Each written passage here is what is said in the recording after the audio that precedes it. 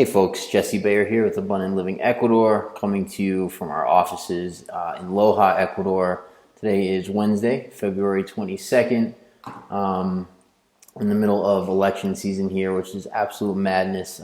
Tune into our podcasts to get the updates on that. I may do a video as well over the next couple of days, but I just wanted to make a quick video for you today about climate in Ecuador, the weather in Ecuador, because there is a ton of really inaccurate perceptions and information about the weather in Ecuador. So I want to make a video. Obviously, I can't touch on every place in Ecuador and how the climate works there, but I can give you a very good overview of the regions and the climates and what sort of dictates the weather and the seasons and so forth. So here's the deal. Ecuador has just about every climate imaginable outside of, excruciating cold. It's got the Galapagos, which is, in the middle of the ocean. It's got the coast, it's got the Sierra, which is the mountains, and it's got the Orient, which is the rainforest. And then as soon as you're into any sort of elevation, and even in some places down where you're not, you just have microclimates absolutely everywhere. I mean, I'm talking about you can have different climates within the same valley. You can have different climates just, eyeball distance apart, very different climates. So I will give you a quick overview of the seasons and how that works here regionally, and then I'll jump into some of the specifics with microclimates and so forth.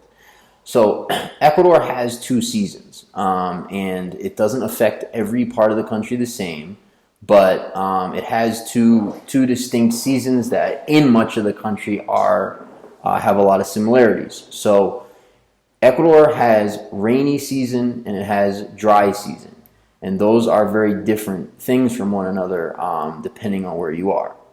So rainy season starts, generally speaking, starts around November and goes through May.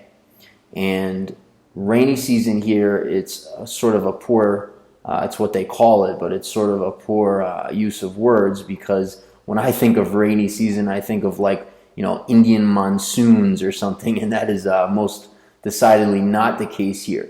Rainy season just means that in the places where it doesn't rain during dry season, it does rain during rainy season. In much of the country, it's almost like clockwork. You get, around those times of year, those dates I just mentioned, you get late afternoon rain. And then you can get night rain as well. So that's the rain part of rainy season. So we're not talking hurricanes or anything. We're just talking about it rains in that part of the year, whereas in certain parts of the country during the other part of the year it does not. The other difference, just very broadly speaking, is that Ecuador is a little more windy during dry season and a little cooler. So depends on the year, but we're talking somewhere around April, May, June. Gets a little cooler, a little windier, and then dries out, again, depending on where you are, and then stays that way into what would be, fall, for example, in the northern hemisphere. So somewhere around the end of September or the end of October, the winds start to go away, and it gets a little warmer. And in the case of the rain, generally speaking, more so towards the end of November, depending on where you are, the rains come back. So in places that have a legitimate dry season, which is not everywhere, you get no rain for those months. So June, July, August, September, October, no rain. And that's much of the Andes, much of the mountains, the Sierra. Not everywhere. So, for example, where I live in Loja, and Cuenca would be the same way, and Saraguro, and lots of areas that are higher in elevation usually, we don't have a true dry season. So where I am and many other places that usually are higher in elevation, it stays warm, it stays green year round. Whereas, lots of other places, the majority of the Sierra, it dries out during dry season. So the mountains go from this lush, beautiful green with flowers and all kinds of everything growing to brown, to dry, truly dry during dry season. So those are some of those basics as far as rainy season and dry season. Then let's talk a little bit about elevation and region. So elevation controls your temperature in Ecuador, not like clockwork, but something close to it. The higher you go, the colder it is. The lower you go, the warmer it is. Again, there are exceptions to that rule, but that as a general rule works very, very well. So for example, where I am in Loja, around 6,500 feet, is a good deal cooler than Vilcabamba, which is only 45 minutes away, which is at 5,000 feet. Vilcabamba is a good bit cooler than, say, Catamayo, which is also about 45 minutes from Loja. That's quite a bit lower than Vilcabamba. If I go an hour and 20 minutes to Saraguro, where I forget the feet on it, but where it's another 1,000 feet or 1,500 feet or 2,000 feet higher than Loja, it's significantly cooler. If I go east into the Amazon, into the Orient, into Zamora, you drop down in elevation and it gets quite a bit warmer. That's also the key to the whole microclimate thing. So, the north side of Loja, for example, is a good bit warmer and actually gets a little rain than the south side of Loja. That's because you dip down in elevation just a little bit on the north side. A small change in elevation can make a big difference with your temperatures. Very few places in Ecuador are going to get legitimately cold. So, for example, in Loja, you might have a few nights out of the year where you'd hit like the low 40s, perhaps extraordinarily rarely below that. I don't know if that's really happens ever, but you might hit the low 40s in the coldest time of year for a couple of nights, but in general, you're going to be in the 50s here at your nighttime low. Cuenca, which is again higher in elevation, Quito, which is way higher even than Cuenca. You're talking about cooler weather, but again, you're not talking freezing temperatures. You're talking you can get into like the upper 30s, for example, in Cuenca, as your nighttime high during the cold time of year, which is excuse me, which is our summer back in the northern hemisphere. Let's talk humidity and let's talk region. So the coast also has several different climates and regions. Up in the north, it's much more lush and green. There's other parts of the coast that are very dry and desert-like. Lots of Manabí province, for example, is like that. Some nice beaches, some great places to live, but not a whole ton of green growth. Although there's a lot of places in the coast where you just go a little bit inland and you're in like very similar both weather and vegetation to the Amazon. And the coast in Ecuador can be fairly humid, depending again on where you are. But a lot of the coast can be fairly humid a good deal of the time.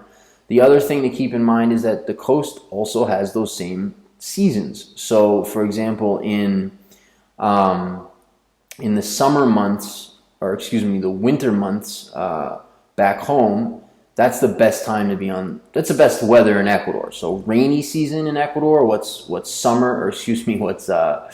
I'm sorry, I'm confusing myself there. What's summer back home is winter here.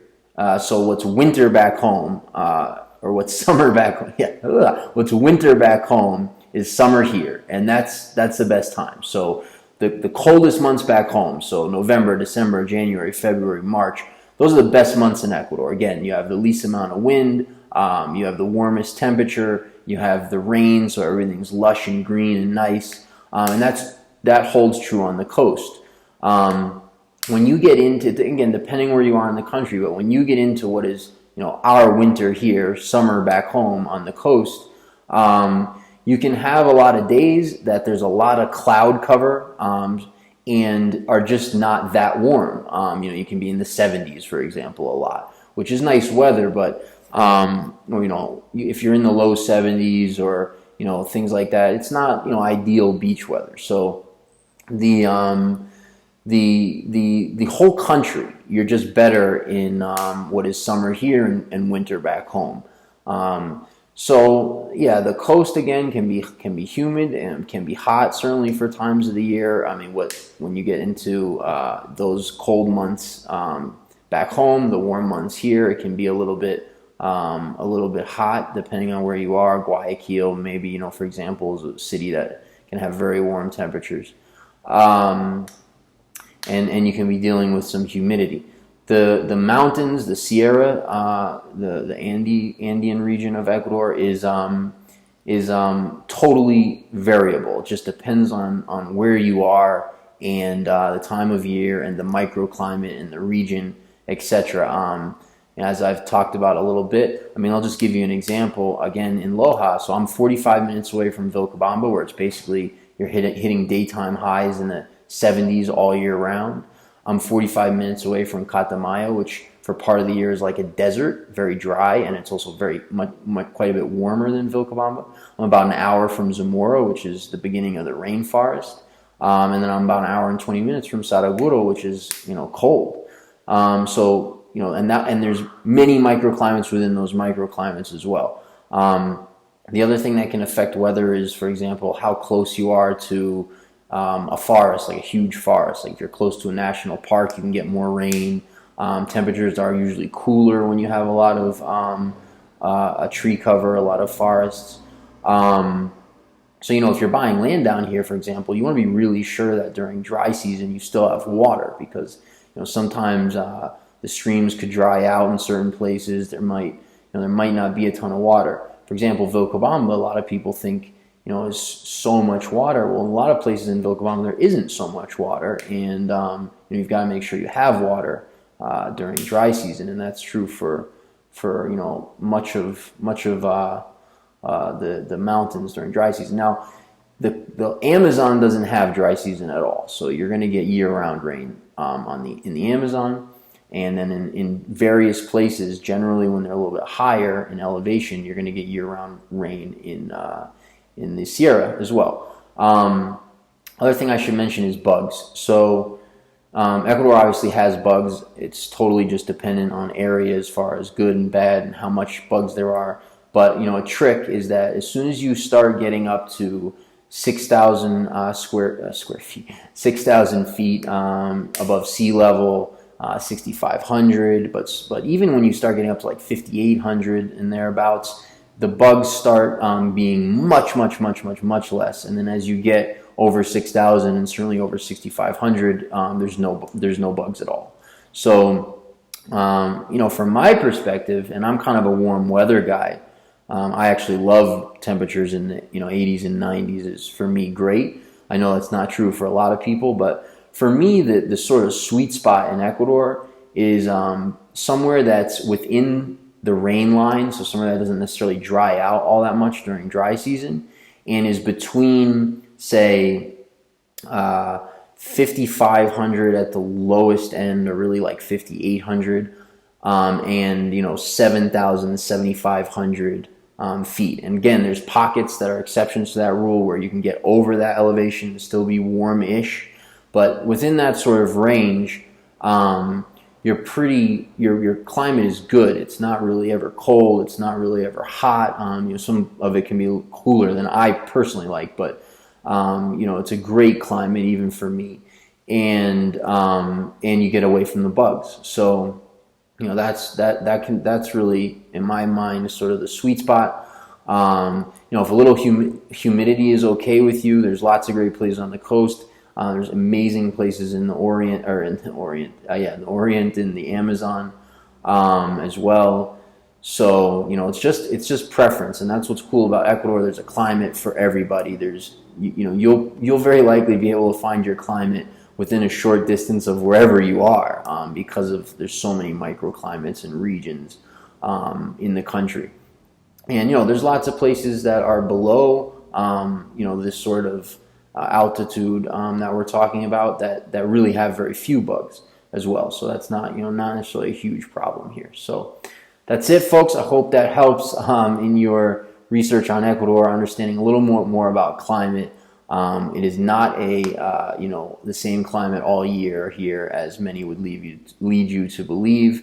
There are two distinct seasons, and that includes not just temperature but rainfall as well, and wind. So that's it. I hope you guys have a great day, and talk soon.